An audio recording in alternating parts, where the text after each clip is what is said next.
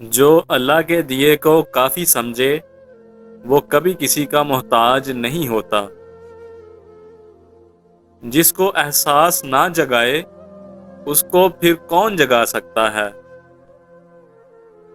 جہاں روشنیوں کی کثرت ہو وہاں سائے بھی لمبے اور گہرے ہوتے ہیں۔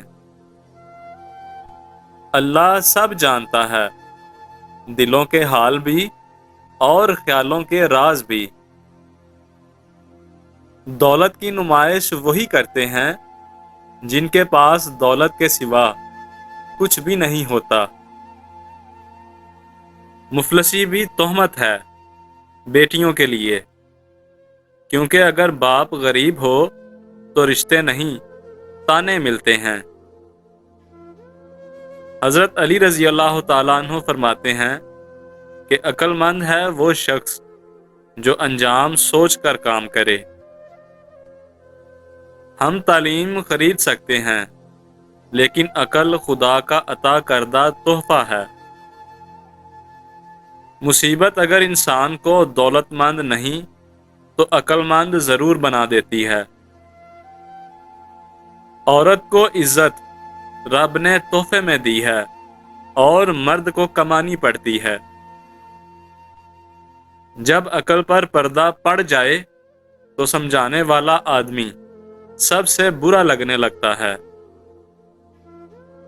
مولانا رومی رحمۃ اللہ علیہ فرماتے ہیں، اختلاف کے باوجود احترام سے پیش آنا کمزوری نہیں، خاندانی ہونے کی دلیل ہے۔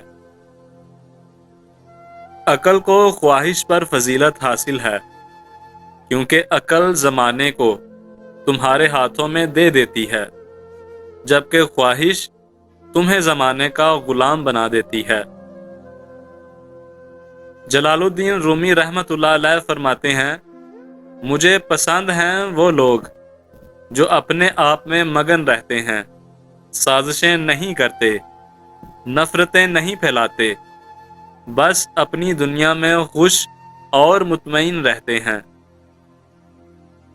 حضرت علی رضی اللہ تعالیٰ عنہ نے فرمایا، 6 چیزوں کی شکایت کبھی نہ کرنا: اپنی قسمت کی، اولاد کے سامنے اپنے بڑوں کی، اپنا ذاتی مکان ہوتے ہوئے اس کی تنگی کی، بھول کر بھی اپنے ماں باپ یا استاد کی، غیر کے سامنے اپنے دوست کی، اور رخصت کرنے کے بعد اپنے مہمان کی۔ حقیقت تک تم آ جاؤ، معرفت تک تمہیں اللہ تعالیٰ خود لے جائے گا۔